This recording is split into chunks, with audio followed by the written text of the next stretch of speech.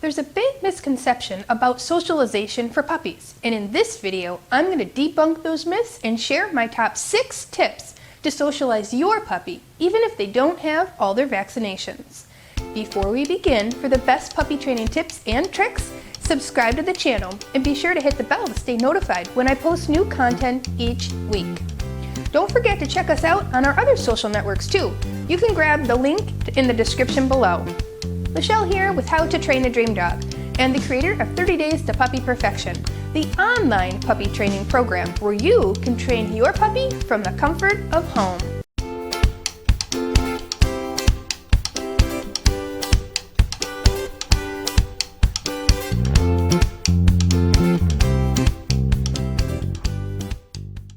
Now, you've heard from practically everyone, including your best friend's mother, that socializing your puppy is one of the most important things you can do for your puppy, and that it should start right away. So far, that is all true. What most people really don't know enough about is that socialization is bigger than just exposing your dog to other dogs in the hopes that they have a positive association and love all dogs for the rest of their lives. I mean, that would be awesome, wouldn't it? But let's get real for a sec. Alright, just because your dog is exposed to tons of other dogs right away does not guarantee that they will love every dog they meet. Do you love every person you've ever met? You might not hate them, but I bet you don't want to hang out at their house for an evening, am I right? Now, don't get me wrong, socialization is crucial for puppy development. But it goes beyond just exposing your dog to other dogs. The most beneficial time to socialize your puppy is between 8 to 12 weeks. Now, if you get your puppy a little later than this, it's okay, no worries. Just start socialization as soon as possible to have the most impact on your pup. It can be beneficial for you to enroll your puppy into a socialization class, but make sure the person running it has a vast knowledge of canine body language, runs the playgroups very strategically, and goes beyond just letting dogs play together. They should pair certain temperaments of dogs up together. Class sizes should be on the smaller side, and instructors should be teaching you all about proper socialization skills and techniques. Let me explain. When we talk about puppy socialization, we need to go beyond playgroups. After all, socialization is all about having fun with your dog, exploring the world in a positive way. Take your dog to see, hear, smell new people and places to improve their puppy socialization skills. Let them explore by climbing in or on or around different things like playground equipment. Take your dog to meet and greet all kinds of people. Socialization is not just about letting your pup play with other pups. Although that is totally a great start. In this video, I promised you tips to socialize your puppy before they've had all 3 rounds of vaccinations, prescribed by most veterinarians. So without further ado, socialization tip number 1. Start with the familiar. Simple game of hide and seek at the home. You'll want to teach your pup how to not only chase and find you, never the other way around, but find toys you've hidden around the house as well. The object of this game is to acclimate your pup to different rooms around your home, different floors like carpet, linoleum, tile, wood. Each room will have a different feel. Many dogs have difficulty walking on slippery floors, so teaching them that the slippery floors aren't so scary by laying a trail of treats throughout the room and encourage them to explore. You see, socialization is all about exposure to all things an adult dog might encounter in their life, but all while they're a puppy, and all while they're still moldable and impressionable. I've seen so many dogs afraid of car rides, groomers, other dogs, playground equipment, all because they never were exposed to these things until they were much older in life. By this point, it's too late. Well, I shouldn't say too late, it's just much harder to work on or work through with your dog. Starting while your puppy is young is very beneficial. Alright, tip number 2. Field trips to your friend's house. Traveling in a car with your dog can be scary at times. Take them on short car rides to places close by to meet family and friends. They'll start to make a positive association with car rides and getting the chance to socialize off their home turf with a variety of people. Remember, With all socialization, never force a pup to experience something they're super nervous or anxious about. You cannot reason with them and do things like you would with a child and say things like, "It's okay, it won't hurt, you're gonna be fine," all while petting your pup.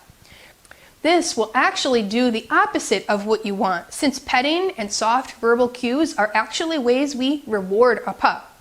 You don't want to reward your puppy for being afraid of something. If your puppy has a reservation about something scary, you want to be upbeat, positive, and reward them for any movement in the right direction. Bring their favorite toy and treats on any socialization field trip.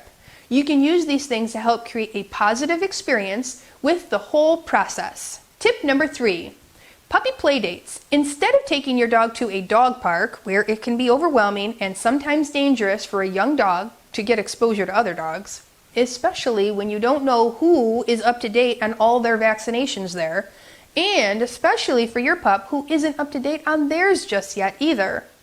So set up a puppy playdate with 1 or 2 dogs around your dog's age and size that you know are current on their vaccinations and are well-tempered. Ask your friends and family if they have a well-behaved, friendly dog that can play with your dog, either at their home or yours.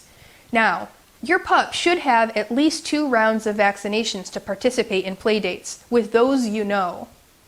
All 3 rounds are needed before your pup should be able to go out in public among other dogs you're unfamiliar with. If you don't know anyone with a dog that meets these criteria, ask your vet. They have a record of who's about the same age as your pup and size. See if they'll help facilitate a meetup. Tip number 4, check out your local hardware store or other local stores that allow dogs but aren't visited by many dogs all at once on a regular basis, like a pet store. We want to save the pet store visits for fully vaccinated dogs and dogs that have had some training so they can handle all those distractions in that environment.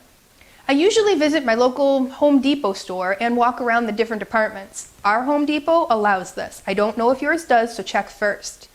I allow the dogs I'm working with to check out different smells, sounds, and the people in the store. Everyone knows we're in training mode when we're there, so we aren't causing a ruckus with an unruly or an untrained dog. Even if your pup isn't great at walking on a leash, a shopping cart ride is also a great socialization experience. I do this with the really young dogs, and then we go back when our leash skills are improved. Then we can walk around the store and work on leave-its and sit-and-stays and so on. Tip number 5, treat tasting. Taste is one of the most important of the 5 senses. At least your dog thinks so. As long as your dog doesn't have food allergies, give them different foods with different textures. You can use puzzle toys to really make them work for those treats. You can try mashed banana, crunchy carrots, apples, cucumber, sticky peanut butter, and dehydrated sweet potato crisps. Leave it.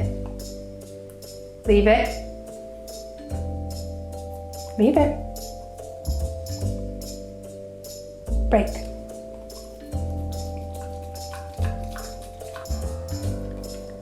Yes. Leave it. Yes. Break.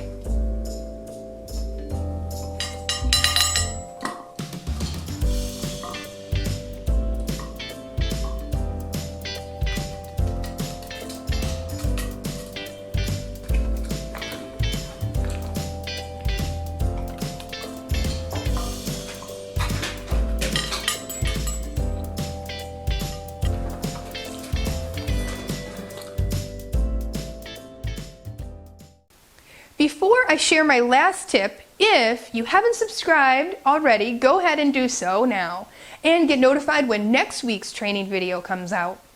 Alright, tip number 6, sound exposure. How many times have you heard of a dog being afraid of a vacuum cleaner or fireworks or maybe a loud truck passing by? Maybe you once had a dog that feared these things? It's an important part of the socialization process to expose your dogs to sounds that may be scary. But the key is to make sure they learn early on that these sounds actually mean good things, not bad things. For example, when you first bring home your pup, set up the vacuum cleaner in another room and your pup in an opposite room. Grab some tasty treats and tell a friend or partner to turn the vacuum on just for a moment and then turn it right back off. As soon as you hear the vacuum start up, pop some high-value treats into your pup's mouth.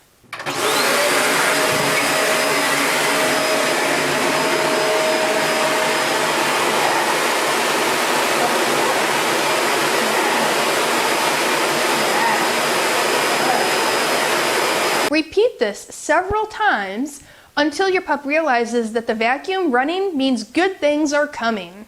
Eventually, the vacuum gets closer and closer to your puppy as training sessions progress. I see all too often dogs afraid of these things because they were never properly exposed to them.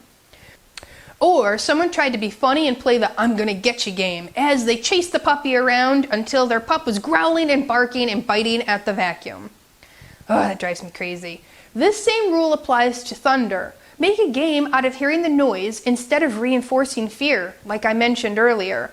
Remember, socialization is about creating a fun, positive experience while working on exploring the 5 senses.